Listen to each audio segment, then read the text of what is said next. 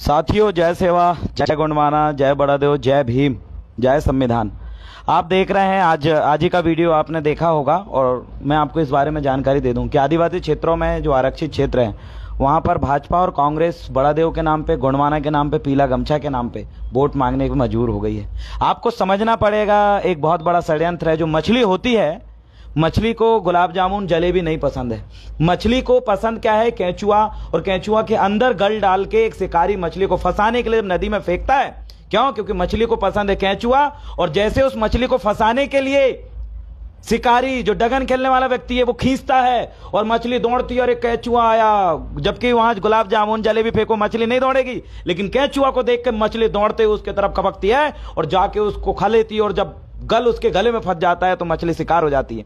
आज वैसे ही आदिवासियों को पीला गमछा पसंद है, उनको पता है। आदिवासियों को जय जोहार बोलने वाले लोग पसंद है, आदिवासियों को जय सेवा बोलने वाले लोग पसंद है। तो बीजेपी और कांग्रेस के लोग जय सेवा, जय जोहार, जय गुणमाना और जय आदिवासी बोलते हुए आपके क्षेत्र में वोट मांगने के लिए आ रहे हैं। आप समझिए, जैसे एक मछली को फंसाने के लिए एक गल का इस्तेमाल किया गया था, मछली को फंसाने के लिए केंचुआ डाल के इस्तेमाल किया गया था और बाद में मछली फंस गई थी, दौड़ के गई थी। वैसे ही आपको जैसे मछली को फंसाने के लिए केंचुआ के अंदर गल डाला गया था, वैसे ही यहां के आदिवासियों को, मूल निवासियों को फंसाने के लिए जय भीम और जय गुणमान और जय आदिवासी बोलकर वोट लेने के लिए ये बीजेपी कांग्रेस के लोग आपके क्षेत्र में आने वाले हैं। आप सभी लोगों को मैं बताना चाहता हूं, सावधान रहें। जैसे मछली को केंचुआ और गल डाल के फंसाया गया था, वैसे आदिवासियों को फंसाने की तैयारी हो रही है। क्या कर रहे हैं भैया? छिंदवाड़ा के अमरवाड़ा में सम्मानीय मोनिका भट्टी जी जो है वहां जाती है, अमरवाड़ा क्षेत्र में जाके कहती है और बीजेपी के लोग मोनिका भट्टी के सामने और बाकी आदिवासी भाइयों के सामने बोलते हैं कि ये बड़ादेव की शपथ लेते हुए, ये जय गुणमान आंदोलन को आगे बढ़ाते हुए हम शपथ लेते हैं कि मोनिका भट्टी जी के मिशन को पूरा करूंगा। अरे भाजपा कब से शपथ लेने लगी भाई गुणमान आंदोलन को बचाने की? गुणमाना आंदोलन है कि आदिवासी अपनी संस्कृति को मानता, गुणमाना आंदोलन है कि ओबीसी को जातिगत जनगणना उच्च, गुणमाना आंदोलन है कि दलितों को जातिगत भेदभाव का शिकार न करो, गुणमाना आंदोलन है कि जल जंगल जमीन की लड़ाई जो लड़ सके, गुणमाना आंदोलन है जो अपनी भाषा संस्कृति को 8वीं अनुसूची में दर्जा दे सके, राज्य भाषा का दर्जा हमको मिले, ये गुणमाना आंदोलन है। सवाल करिए मोनिका भट्टी जी से कि बोलिए आदिवासी हिंदू है या नहीं है। अगर वो बोलती है आदिवासी हिंदू है तो बीजेपी से अभी लात मार के उनको भगा देंगे। लेकिन अगर वो बोल दी कि आदिवासी हिंदू नहीं है, आदिवासियों की तो अपनी संस्कृति है, उसके बदौलत वो आगे बढ़ रहा है, तब हम मानेंगे कि आप गुणमान आंदोलन को बढ़ाने वाले लोग। आप क्या बोलोगे? जय श्री राम बोलने वाले लोग जय सेवा पूरे दिल से नहीं बोलते, इस बात को हम अच्छे समझते हैं। इसलिए आज इस वीडियो के माध्यम से मैं बताना चाहता हूं, बीजेपी और कांग्रेस के लोग आपको फंसाने के लिए जैसे मछली को गल डाल के फंसाते हैं, क्योंकि मछली को केंचुआ पसंद था, केंचुआ फंसा के गल में लगाया जाता है, वैसे पीला गमछा लगा के आपके क्षेत्र में बीजेपी कांग्रेस के लोग आएंगे और ये लोग आदिवासियों को लेकर आएंगे और आपसे वोट बटोरने की कोशिश करेंगे। याद रखना, इतने साल से आपकी जो हालात है, मुझे बताइए, रोड किनारे काम करने वाला व्यक्ति आदिवासी समाज से क्यों होता है? वो क्यों नहीं होता? पंडित जी क्यों नहीं होता? रघुवंशी जी क्यों नहीं होता? राजपूत जी? वो यही समाज से क्यों आता है? क्योंकि 70-75 सालों में इन आदिवासियों का विनाश करने में कोई कसर नहीं छोड़े हैं। और याद रखिएगा, ये वोट ही तय करती है कि किसका विकास होगा और किसका विनाश होगा। आज ये मजबूर हो चुके हैं, आज मोनिका भट्टी जी को ले जाकर या आदिवासियों की वोट को बरगलाने के लिए और वहां पर जाकर पीला गमछा के नाम पे, दादा मनमोहन साहब भट्टी के नाम पे और गुणमाना आंदोलन के नाम पे ये वोट मांग रहे हैं। लगता है बीजेपी गुणमाना आंदोलन के मिशन को जानती है।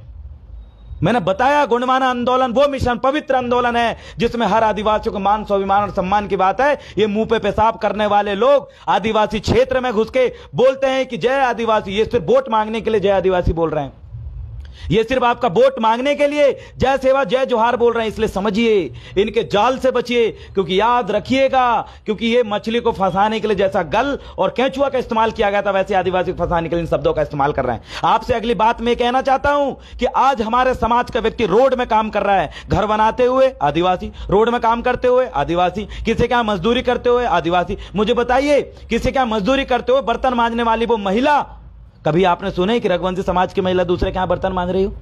कभी आपने सुने साहू समाज की महिला दूसरे के यहां बर्तन मांग रही हो? कभी आपने सुने हैं कि पंडित जी की महिला दूसरे के यहां बर्तन मांग रही हो?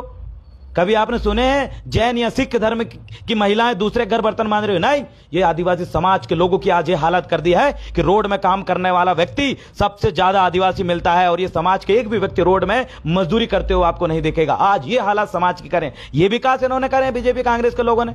आज हमारे लोग तड़प रहे हैं सिकल सेल्स की बीमारी से, आज हमारे बच्चों के पास पैसा नहीं है पढ़ाई करने के लिए, आज हमारे समाज के लोग कर्ज में दबे हुए हैं, जिन्होंने बेटी की शादी किया था कर्ज ने चुकाए, आज हमारे लोग तरस रहे हैं अच्छी शिक्षा के लिए, आर्थिक व्यवस्था सुधारने के लिए, और हमारी हालात इतनी खराब कर दी हैं। और ये लोग बोलते हैं आइए जय आदिवासी जय गोंडमाना हमें वोट दो। मेरे साथियों समझिए इसके षड्यंत्र को। आज छिंदवाड़ा से जैसे मोनिका भट्टी जी को इन्होंने खरीदे हैं, वैसे ही आने वाले समय में ये इसी तरीके से नेताओं को खींच के अपनी वोट साधने के लिए आपको बेचने के लिए तैयार है। लेकिन मैं ये बताना चाहता हूं कि मेरी समाज बिकने वाली समाज नहीं है, मेरी समाज लूटने वाली समाज नहीं है, मेरी समाज पिटने वाली समाज नहीं है। क्योंकि अगर आपको कोई पीट रहा है तो उसका जवाब आप देना सीख चुके हो, आपको कोई अगर डर रहा है तो उसको डराना आप सीख चुके हो। आपने उमरिया के आंदोलन में बताया कि जिन आदिवासियों को 10 लोगों ने मिलकर मारा था, घेर के जिस पुलिस वालों ने मारा था, उनको जवाब आपने दिया।